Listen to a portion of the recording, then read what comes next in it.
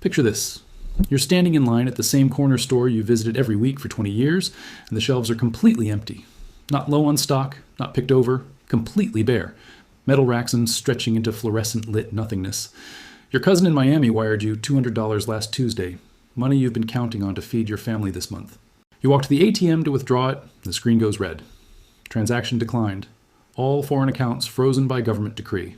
The money isn't lost, isn't stolen, it's just gone, locked behind a digital wall you can't break through. Now here's what should make your stomach drop. This isn't fiction. This exact scenario unfolded in Venezuela between 2018 and 2020, and 7 million people, roughly the entire population of Massachusetts, fled their homeland. The ones who stayed watched $350 billion in national wealth vanish in less than a decade. But here's the part that should really terrify you. Their money didn't slowly lose value over time. It became worthless overnight. One day you're middle class, shopping for groceries and planning your kid's birthday party. The next day you're burning stacks of cash in your fireplace because it's literally cheaper than buying firewood. And at this very moment, while you're watching this, Cuba is following Venezuela's exact playbook, policy by policy, denial by denial, disaster by disaster. But nobody's talking about the real danger here. When Cuba goes down, and it will go down, it doesn't go down alone. $1.2 trillion. Let me say that again so it sinks in. $1.2 trillion in economic destruction will spread through the Western Hemisphere when Cuba collapses. That's not speculation or fear-mongering. That's mathematical certainty based on debt exposure, trade relationships, refugee costs, and financial contagion that's already spreading through Caribbean banks as we speak. Over the next several minutes, I'm going to walk you through exactly how this economic bomb works, why it's already too late to defuse it, and which countries get obliterated in the blast radius. More importantly, I'm going to show you the specific timeline, the exact sequence of dominoes, and the one unmistakable signal that tells you the cascade has started. Because when this breaks, and it will break, you'll have maybe 90 days to prepare and everything you need to know is about to be laid out in front of you. Stay with me, because what you're about to learn will change how you see the entire global financial system. Let's start with something critical. Every socialist economic collapse follows the same architecture. I've spent years studying 12 of them across 4 continents spanning 70 years, and it's the same story with different actors every single time. I call it the scarcity spiral. 4 stages, identical sequence, 0 exceptions. Understanding this pattern is the key to seeing what's coming next. Stage 1 is what I call the illusion. This is where everyone believes the revolution is actually working. Free healthcare for all, free education, guaranteed employment. The government promises abundance, and on paper it looks incredible. They implement price controls to make goods affordable for ordinary people. Rent gets capped at artificially low rates. A loaf of bread costs pennies. Medicine is heavily subsidized. If you're just looking at the surface, it genuinely looks like paradise achieved. But do you know what's happening underneath all of this? Producers are quietly shutting down operations. Why would they do that? Because they can't make a profit anymore. If the government forces you to sell bread for 50 cents when the flour alone costs you $1, what are you going to do? You're not going to keep baking bread and losing money on every loaf. You're going to close the bakery. But here's the insidious part. This happens slowly at first. The government still has reserves. They import goods from other countries to fill the gaps in supply. Nobody panics because the shelves are still full. It's exactly like turning off a car engine while you're rolling downhill. For those first few seconds, you don't notice anything wrong because you're still moving forward. Then comes stage 2, the shortages. Suddenly, basic everyday items start disappearing from stores. We're not talking about luxury goods or imported delicacies. We're talking about toilet paper, cooking oil, baby formula, insulin. The government doesn't come out and say, our price controls destroyed production and now we're facing supply collapse. Instead, they blame foreign sabotage, American imperialism, greedy merchants hoarding goods to drive up prices. And what's their solution to this problem they created? More price controls, stricter regulations, nationalizing even more businesses.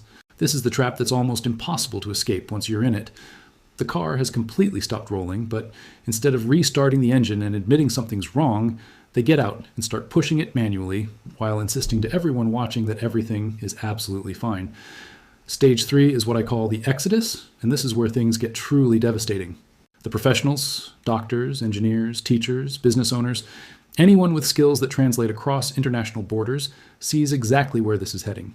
And they leave. Not all at once, because that would be too obvious and might trigger border closures. They trickle out gradually. A few thousand people a month becomes 10,000 a month, becomes 50,000 a month. The brain drain accelerates exponentially. Tax revenue collapses because the productive class has left the country. The government starts printing money to cover basic expenses, and inflation goes from uncomfortable to absolutely catastrophic. That car isn't just stopped anymore, it's rolling backward down the hill, picking up speed, and there are no brakes. Finally, stage 4 arrives. The implosion. The currency becomes worthless. Not weak or declining, completely worthless. Savings accounts evaporate overnight. People resort to primitive barter systems, trading rice for medicine, medicine for gasoline, gasoline for bread. The financial contagion spreads like a virus to every country connected through trade networks, debt obligations, or refugee flows. The car crashes into a concrete wall at full speed, and everyone standing nearby gets hit with shrapnel. Now here's where your mind should be making connections. This exact sequence has played out 3 times in the Americas in just the last 60 years. Different countries, different decades, completely identical pattern. And every single time, millions of people stood there saying, "It can't happen here. We're different. Our situation is unique." They weren't different. Their situation wasn't unique. And neither is Cuba's. Let me prove it to you. Everyone remembers Chile primarily for Pinochet's military coup. The dictatorship, the disappeared citizens, the human rights violations. That's the story taught in every history class. But here's what they consistently leave out. And it's absolutely critical to understanding what we're facing now. The economic collapse started 3 full years before the coup under Salvador Allende's socialist experiment. In 1970, Allende takes power with soaring promises to nationalize major industries and redistribute wealth throughout society. Within 12 months, he seizes Chile's copper mines, which produce 70% of the country's export revenue. He takes over the entire banking system. He nationalizes over 500 private companies, textile factories, food processing plants, steel mills, construction companies, all seized by government decree. And productivity immediately drops 20%. 20% in a single year. Because here's the fundamental truth that nobody wants to acknowledge. Nationalizing a company doesn't mean it magically keeps producing at the same level or higher. It means that bureaucrats who have never run a business in their lives are suddenly in charge of complex industrial operations. Decisions that used to take days now take months because they have to go through endless committee approvals. Innovation completely stops because there's no competition and no profit incentive. Quality drops precipitously. Output falls off a cliff. By 1972, the Chilean government is setting prices for over 3,000 products, every single item in every single store throughout the country, fixed prices by government decree. And exactly what economic theory predicts happens with perfect precision. Store shelves empty overnight. People start lining up at 4 in the morning just to buy bread. But here's the detail that nobody talks about because it completely destroys the prevailing narrative. Black markets exploded across the country. A whole chicken cost 45 escudos in government stores, if you could even find one. On the black market, that same chicken cost 350 escudos, 8 times higher. That's not price gouging or merchant greed. That's the real price when you account for scarcity and risk. The government's response?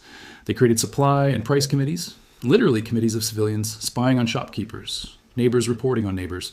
If you were caught selling above government-mandated prices, your store got seized on the spot. So merchants made the only rational choice available to them. They stopped opening their stores. Why would you risk everything when the best possible outcome is you break even and the worst outcome is prison? Inflation hit 600% in 1973. The escudo lost 90% of its value in just 36 months. Foreign investment fled the country entirely. And here's the smoking gun that connects directly to what we're seeing today. Chile's collapse triggered a banking crisis in Argentina because Argentine banks held billions in Chilean debt. The contagion spread across borders. But that wasn't even the worst part of this disaster. The worst part was the professional exodus. Between 1970 and 1973, over 200,000 skilled workers left Chile. These weren't wealthy oligarchs fleeing with stolen fortunes. They were doctors, teachers, engineers, small business owners, the exact people you need to maintain and rebuild an economy. They saw stage 3 arriving and made the rational choice to leave before the borders closed permanently. When Pinochet's coup happened in September 1973, it wasn't the cause of economic collapse. It was the symptom. The system had already died. The patient was already gone. The coup was just someone finally admitting it out loud. And here's what should absolutely terrify you about this history. Cuba is in stage 3 right now. The professionals are leaving in massive numbers. The borders are still open. And nobody in power is admitting what's coming next. Let's jump forward to 1991. The Soviet Union collapses, and for Cuba, this isn't just some geopolitical shift happening on the other side of the world. It's an economic apocalypse arriving overnight. Cuba immediately loses $6 billion in annual subsidies from the Soviet Union. Think about what that means in practical terms. It's like losing 85% of your income on January 1st and still having to pay all your bills for the entire year. The Cuban government called it the special period in time of peace. What a beautiful euphemism for economic devastation. What actually happened on the ground? GDP dropped 35% within 18 months. 35%? To put that catastrophic decline in perspective, the Great Depression in America was a 25% GDP decline spread over 4 years. Cuba's collapse was worse than the Great Depression and happened much faster. Food rations dropped to 1,000 calories per day. That's below United Nations starvation thresholds. The average Cuban lost 20 pounds during the special period, not through diet and exercise plans, but through literal starvation. Hospitals ran out of basic medicines, antibiotics, painkillers, anesthesia. Surgeries were performed with rum as the only pain management available. Transportation collapsed completely because there was no fuel. Buses stopped running entirely. People walked 10 miles to work every single day. The government imported 1 million bicycles from China because there was no gasoline for cars. Electricity was rationed to 4 hours per day with rolling blackouts, so you never knew when power would be available. But here's what makes this case study absolutely critical for understanding today's situation. Cuba had everything that Venezuela and modern Cuba lack. They had a highly educated workforce with a literacy rate over 95%. They had infrastructure built during the Soviet era: roads, hospitals, schools, functioning public institutions. None of it mattered. When the external subsidy disappeared, well, the entire economic model imploded like a house of cards. And here's the hidden detail that mainstream historians consistently don't emphasize because it completely destroys their preferred narrative. Cuba survived only by abandoning socialist economics. In 1993, they legalized the US dollar. Cuban citizens could hold foreign currency for the first time in 30 years. They opened farmers' markets with real prices determined by supply and demand, with no government controls. They allowed limited private enterprise, tiny family-run restaurants called paladeros, small businesses. They opened the country to foreign investment and tourism and let Canadian and European tourists flood in. The socialism didn't save Cuba from collapse. Capitalism did. Even if it was capitalism with a lowercase c, heavily restricted, tightly controlled, it was markets, not central planning, that pulled them back from total collapse. Here's the absolutely insane part that should make you question everything. They never admitted it. The Cuban government called these reforms temporary measures during crisis. For 30 years, they insisted these were short-term compromises, not permanent policy changes. And for the last 30 years, they've been slowly walking back those reforms, restricting private business, reimposing currency controls, returning to central planning. Cuba today has fewer economic freedoms than they had in 1995. They're literally regressing into the same trap that nearly killed them 3 decades ago. It's like surviving a massive heart attack, getting prescribed life-saving medication, then deciding to stop taking it because you feel fine now. That's where Cuba is at this moment. And the second heart attack is coming, and this time it will be fatal. You already know the Venezuela story, but let me show you the frame that everyone completely missed. Venezuela in 2001 had the highest GDP per capita in South America. Higher than Chile, higher than Argentina, higher than Brazil. They had more proven oil reserves than Saudi Arabia, more oil underground than the entire Middle East combined. This wasn't a poor country that stayed poor through bad luck or geography. This was a wealthy, resource-rich country that deliberately chose poverty through policy decisions. Hugo Chavez nationalized over 1,000 companies between 1999 and 2013. Oil companies, telecommunications, banking, steel, cement, every major industry. And every single time, the exact same pattern played out. Productivity collapsed immediately. Every time the government blamed American sanctions or corporate sabotage, never acknowledging their own policies as the cause. But here's what's absolutely fascinating from an economic perspective. The real breaking point wasn't oil prices crashing in 2014. That was just the trigger that exposed the underlying rot. The real structural problem was currency controls that created a massive parallel economy based entirely on corruption. In 2003, Venezuela imposed strict currency controls. You couldn't exchange bolivars for dollars without explicit government permission. The official exchange rate said $1 equals 6 bolivars. The black market rate said $1 equals 40 bolivars. That enormous gap created opportunities for theft on a scale that's hard to comprehend. If you were politically connected and could access dollars at the official rate, here's what you do. Exchange $100,000 for 600,000 bolivars officially, then immediately sell those bolivars on the black market for 2.4 million bolivars. Instant 400% profit. Multiply that by billions of dollars flowing through the system. That's how you systematically loot an entire country. By 2018, the gap between the official rate and the black market rate was 60,000 to 1. 60,000 to 1. The official exchange rate was pure fiction, completely disconnected from reality. The entire government became a rent-seeking cartel where corruption wasn't a bug in the system. It was the entire point of the system. When oil prices dropped from $110 per barrel to $30 per barrel between 2014 and 2016, the whole scheme collapsed catastrophically. Venezuela couldn't import food anymore. Government reserves evaporated, store shelves emptied completely. And here's where the math gets truly horrifying in a way that's hard to even conceptualize. Inflation hit 1 million % in 2018. 1 million %. That means if you had $1,000 in savings on January 1st, by December 31st, it was worth exactly $1. Your entire life savings, your retirement fund, your emergency cushion, reduced to pocket change in 12 months.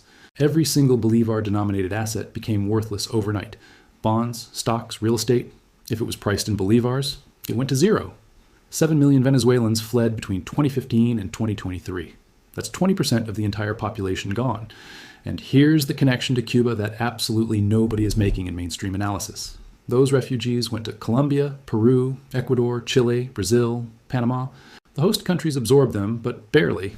Their social services were strained to the breaking point. Labor markets flooded with workers. Housing prices spiked in border cities. Political tensions exploded as right-wing populist movements gained power, partly by running campaigns against Venezuelan immigration.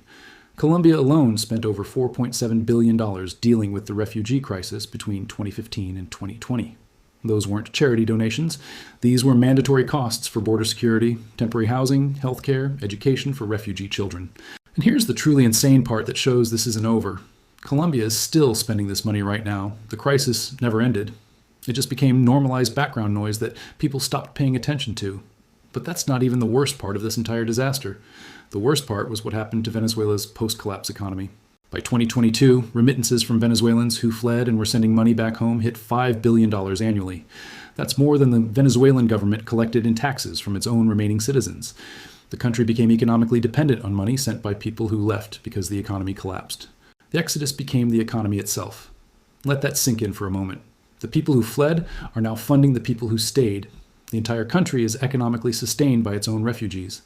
And Cuba is following this exact playbook right now, frame by frame, scene by scene, with terrifying precision. Let me map exactly where Cuba is on the scarcity spiral right now, using specific, verifiable data points that you can check yourself. This isn't speculation or theory. This is documented current reality. Stage 3, the exodus, we are deep into it. In 2022 alone, over 300,000 Cubans left the island. That's 3% of the entire population in one calendar year.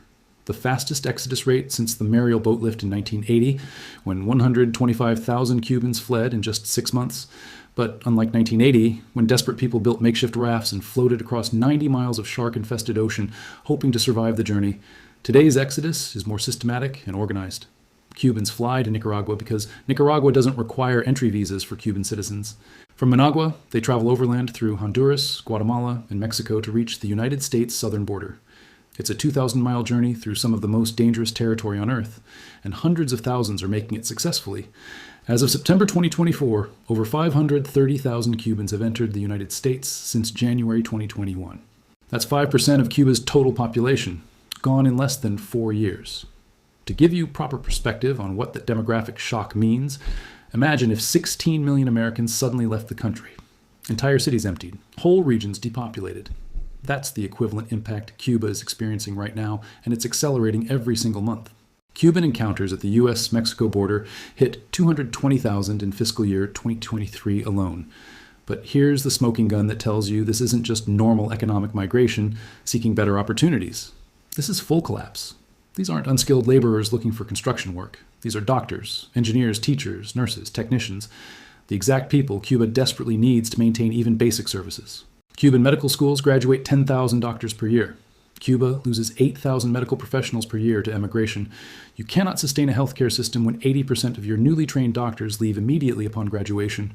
Cuban hospitals are already operating with skeleton staffs. Emergency rooms have 2-hour wait times for heart attacks. In January 2024, Cuba's government announced they had only 4 months of foreign currency reserves remaining. 4 months. That's not a budget problem or a temporary cash flow issue. That's a countdown timer to national bankruptcy. When those reserves hit zero, Cuba cannot import food, cannot import fuel, cannot import medicine. Complete economic shutdown becomes inevitable. Now layer this absolutely critical piece on top of everything else. Cuba's primary economic partner for the last 2 decades has been Venezuela. Venezuelan oil shipments kept Cuba's lights on literally, but Venezuela is collapsing too, and their ability to subsidize Cuba is evaporating. Venezuelan oil shipments to Cuba dropped 54% between 2022 and 2024. The subsidy that kept Cuba alive is disappearing. Cuba imported 90,000 barrels of oil per day from Venezuela in 2021. By 2024, that number fell to 41,000 barrels per day. Cuba needs 65,000 barrels per day just to maintain minimal electricity for basic services. They're already running a massive deficit. That's why blackouts are now routine throughout the country, 8 to 12 hours per day without power in major cities, and even longer in rural areas. But here's what mainstream media is completely missing while they treat this as just another humanitarian crisis, to cover briefly, then forget about. The financial contagion that's already spreading through the Western Hemisphere's banking system like a slow-motion explosion. The remittance economy tells the whole story if you're paying attention.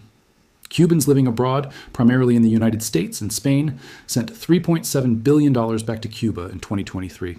Let me repeat that staggering number so it really sinks in. $3.7 billion.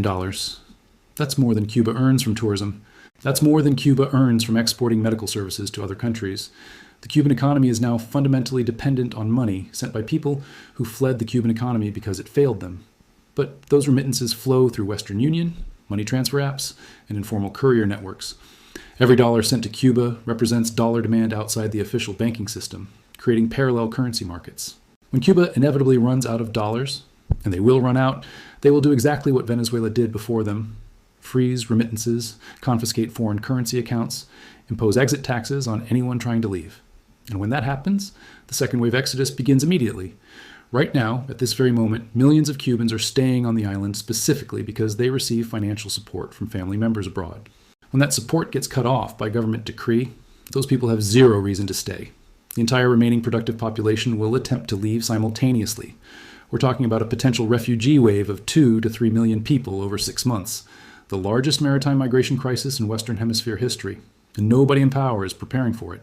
The U.S. Coast Guard is already running crisis simulations for this exact scenario, which tells you everything you need to know about how seriously military planners are taking this threat. Now let's talk about the financial domino effect, the $1.2 trillion figure I mentioned at the beginning. This isn't hyperbole or exaggeration for dramatic effect. This is straightforward math based on interconnected economic systems. Cuban sovereign debt. Cuba currently owes approximately $10 billion in sovereign debt to foreign creditors. When Cuba defaults, and they will default because they have absolutely no ability to repay, those losses hit banks throughout the Caribbean and Latin America instantly. Jamaica's National Commercial Bank holds Cuban bonds. Dominican Republic's Banco Popular holds exposure. Trinidad and Tobago's Republic Bank has Cuban credit lines open. These aren't tiny community banks that can absorb losses. These are systemically important financial institutions in their respective countries.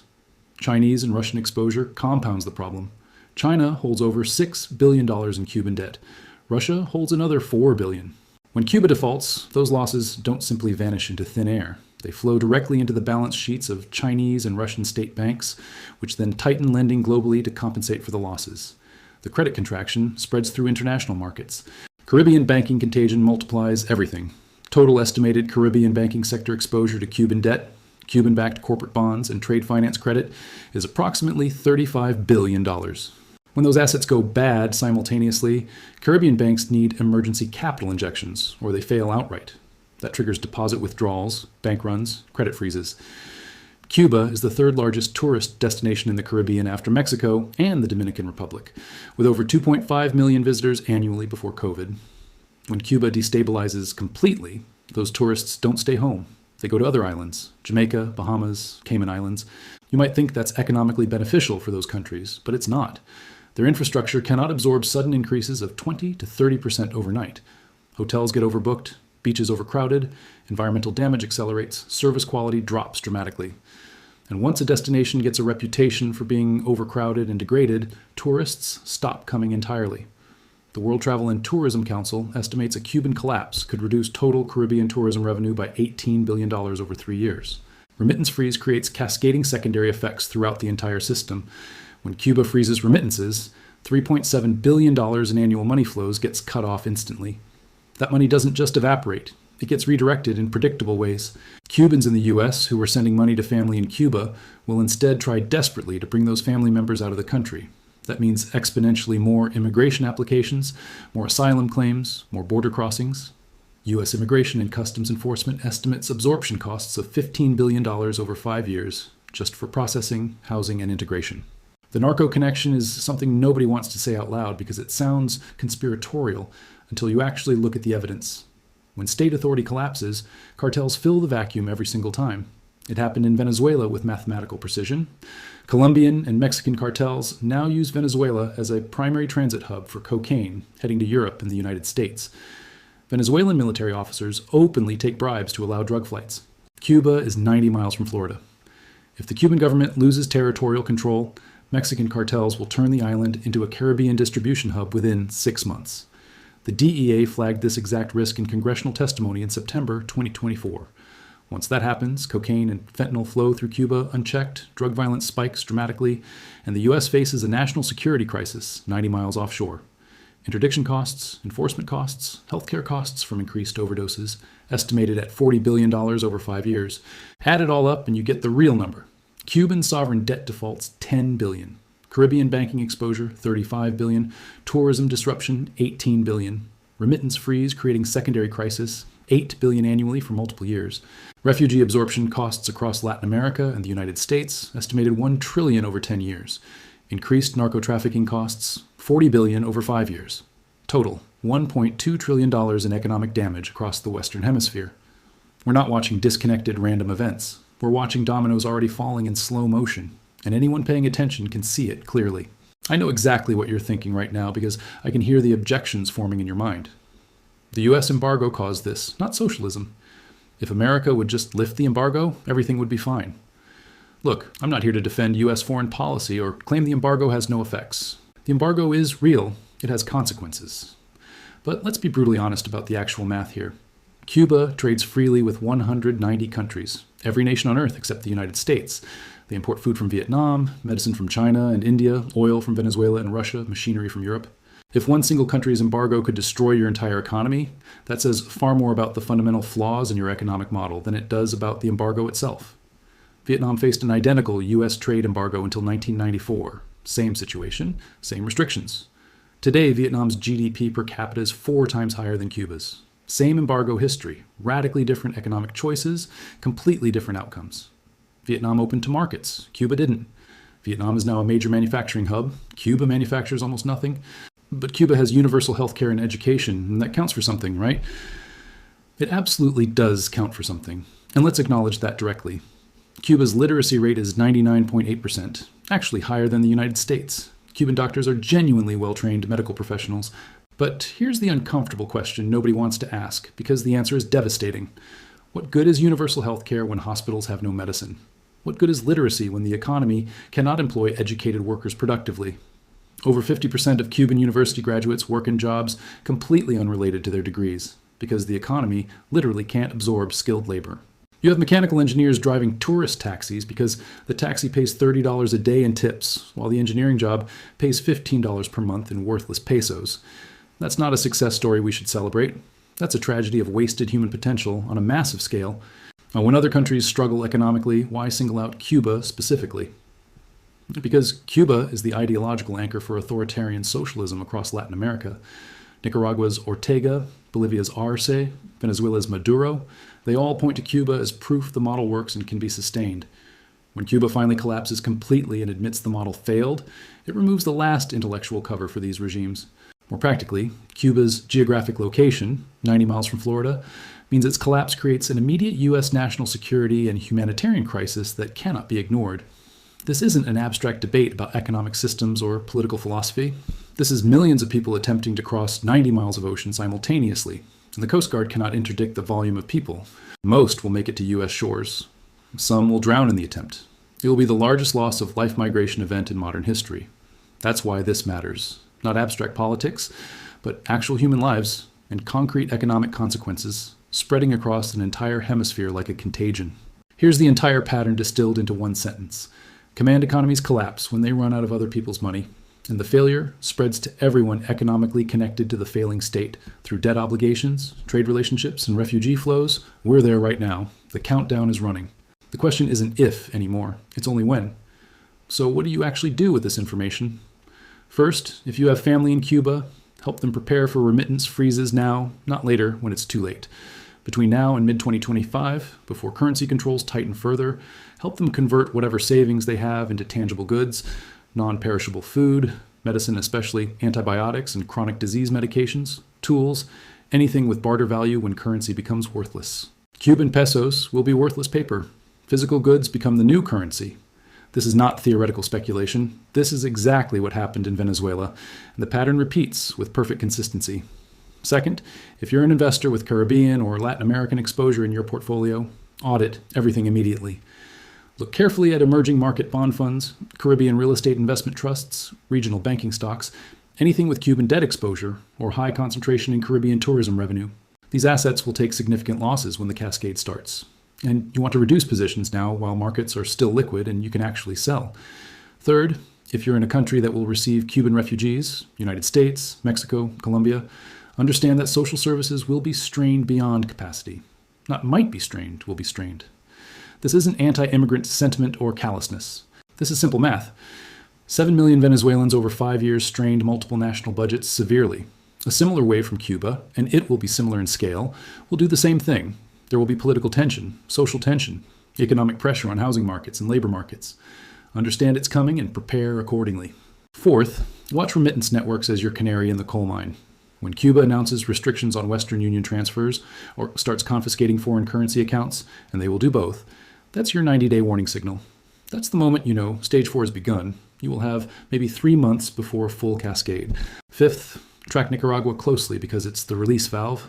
Nicaragua is currently allowing Cubans to exit legally by flying to Managua, then walking north through Central America. If Nicaragua closes that route under pressure from Cuba's government or other regional powers, the exodus immediately shifts to boats crossing 90 miles of ocean. Thousands attempting the crossing simultaneously, Coast Guard rescues, deaths at sea. When you see the first major news cycle about boats and rafts and mass drownings. The implosion is happening in real time before your eyes.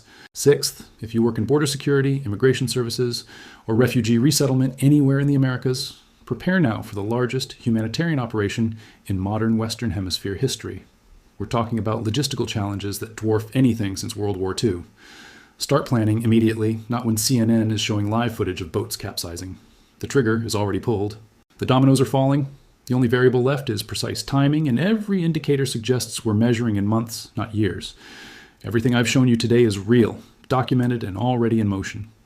The professionals are leaving Cuba right now. The currency reserves are nearly depleted. The oil subsidy from Venezuela is collapsing. The remittance economy is the only thing keeping millions of people alive. When that gets frozen, the cascade accelerates exponentially. In every major crisis throughout history, wealth isn't actually destroyed. It's transferred.